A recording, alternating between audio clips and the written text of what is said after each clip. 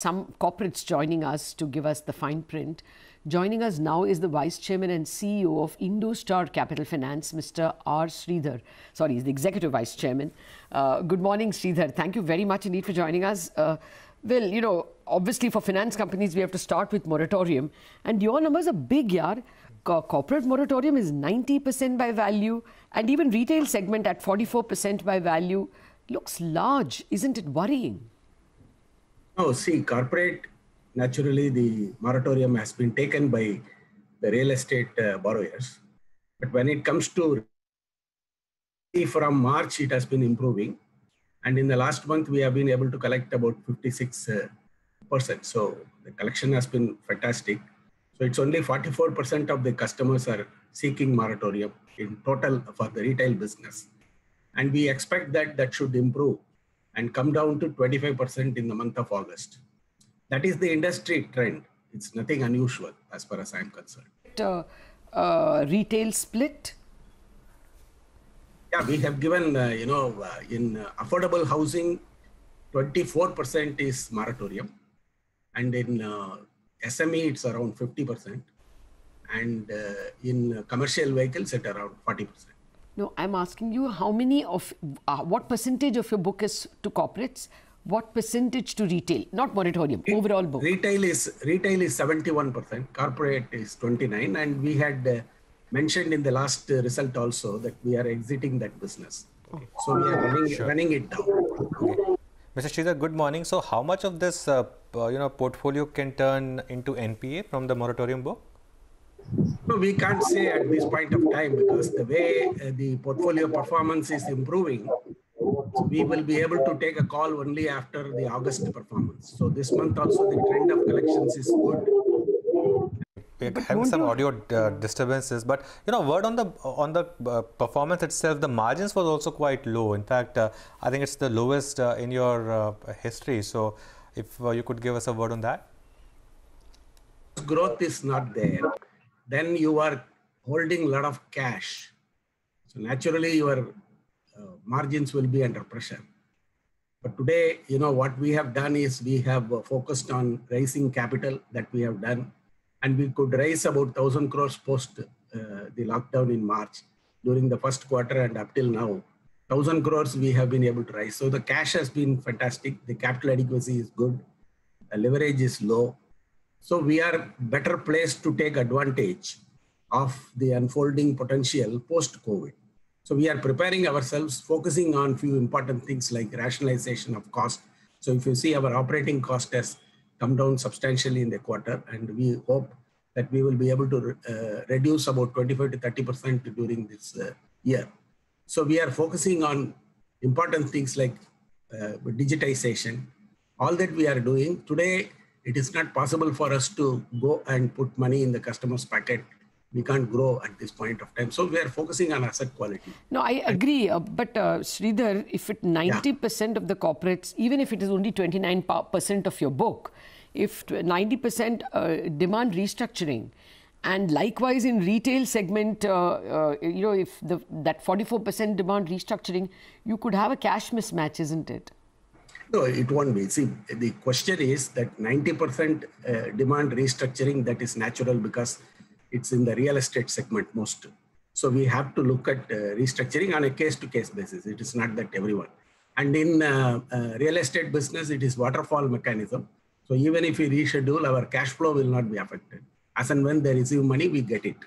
And when it comes to retail, you will see the trajectory that it has been improving. And if you look at our competition also, it's more or less the same. Nobody has got 20% of customers seeking moratorium. Everybody is at the 35 to 40 only. 30%, and I agree NBFCs have got higher, but even then 44% is not a small number.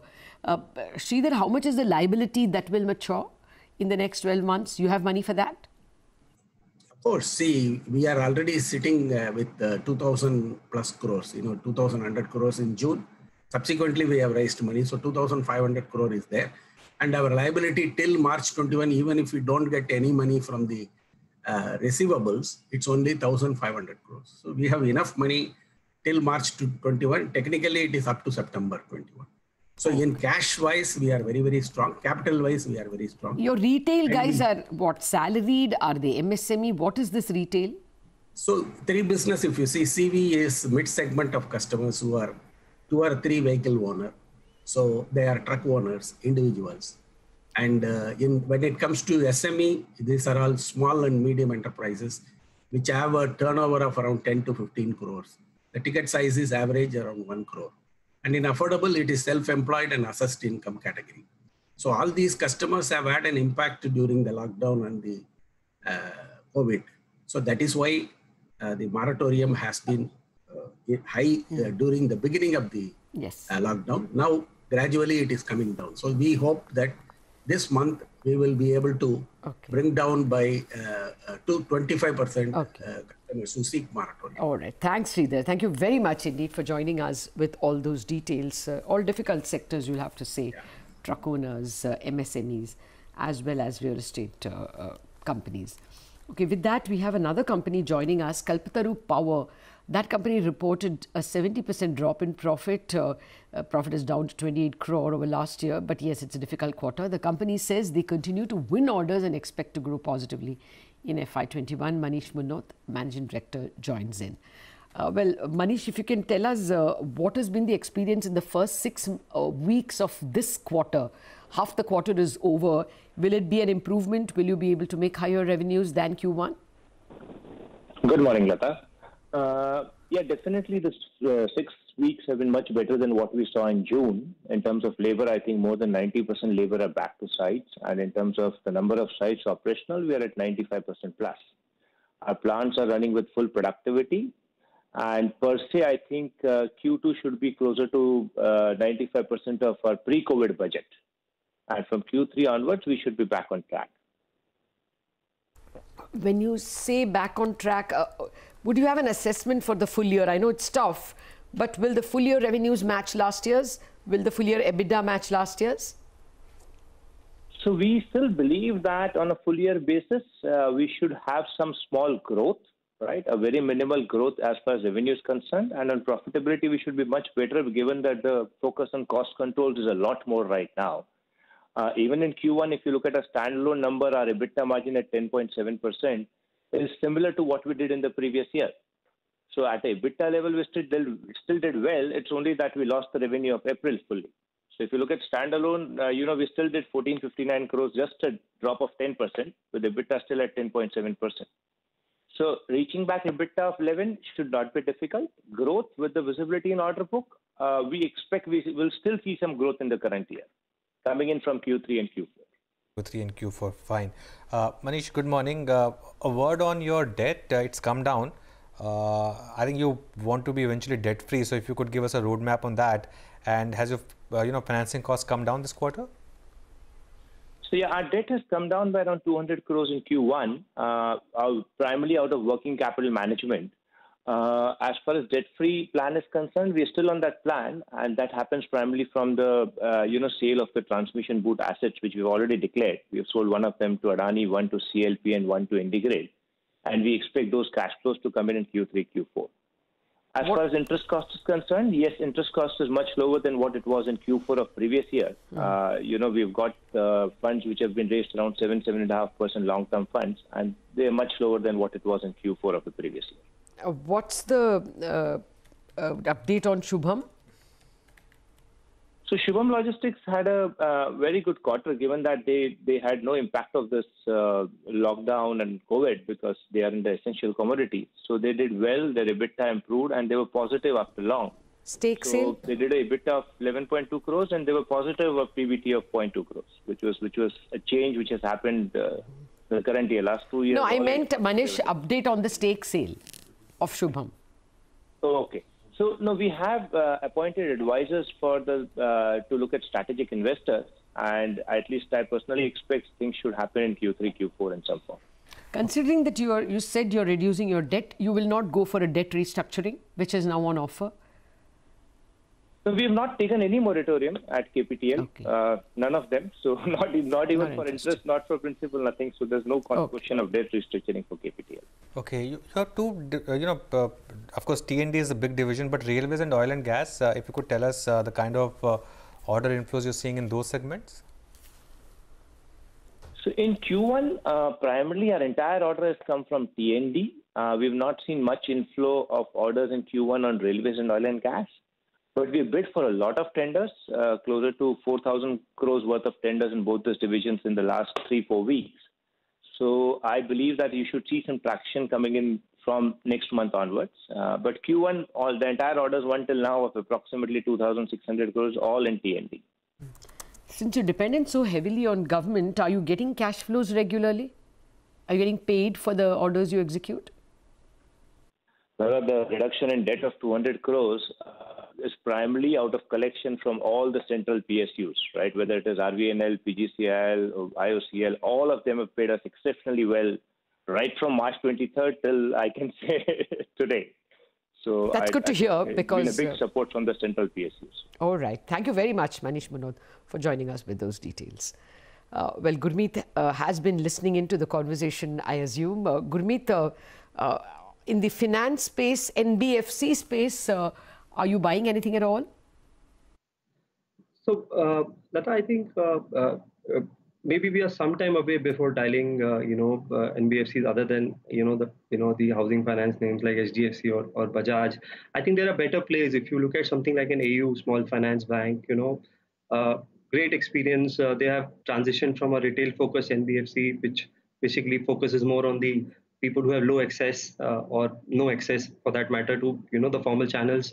Their loan growth was 40% before they got the banking license. It's been 50% post banking license. Very focused on two-wheelers, SME lending, and now into gold loans. Expanding the footprint beyond Rajasthan now, expanding to tier 2, tier 3 cities. The granular deposit base is now 23,000 crores, right? And the GNPA across cycles has been sub 2%. So we discussed City Union last time, which is South-based. There's something like a DCB also, specializes in. So I think maybe you can look at some of those right now before really dialing in the, the NBFCs. There are 2-3 NBFCs on our watch list. There is Chola, there is Mass.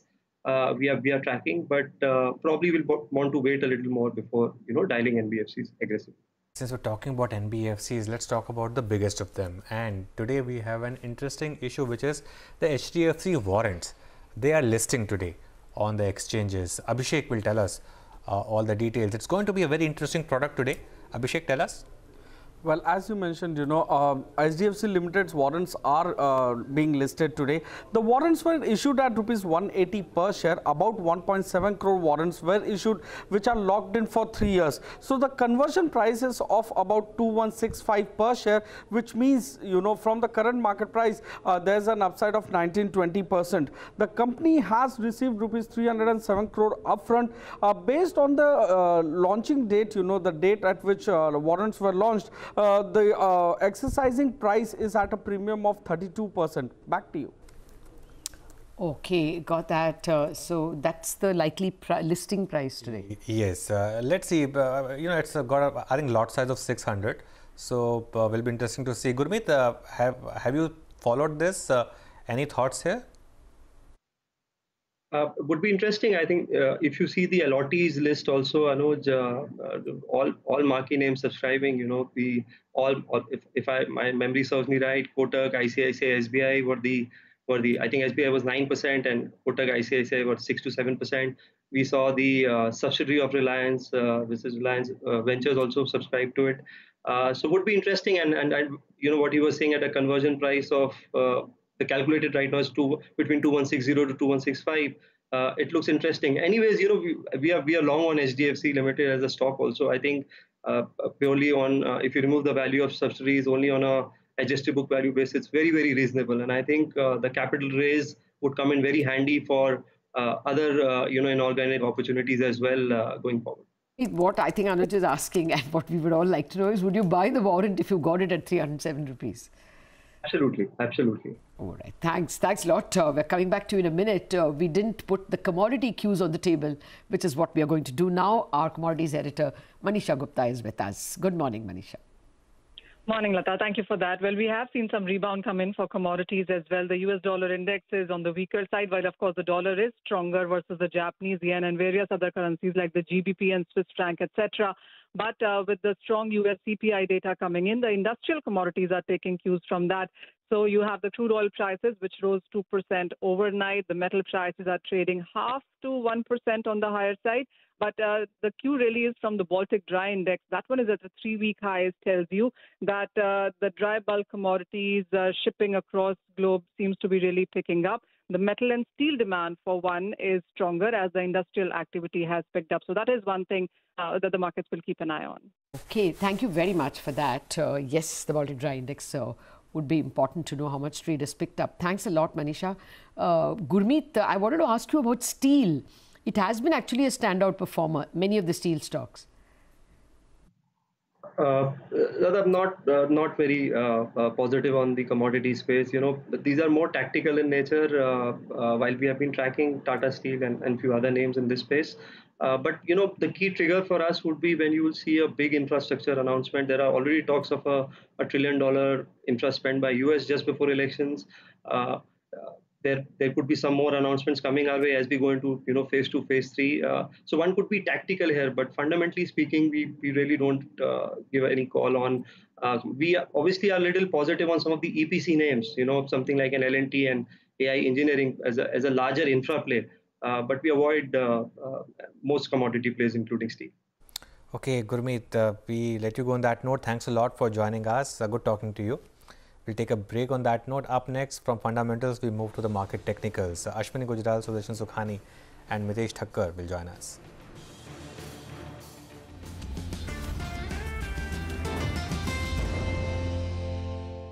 We welcome you to Star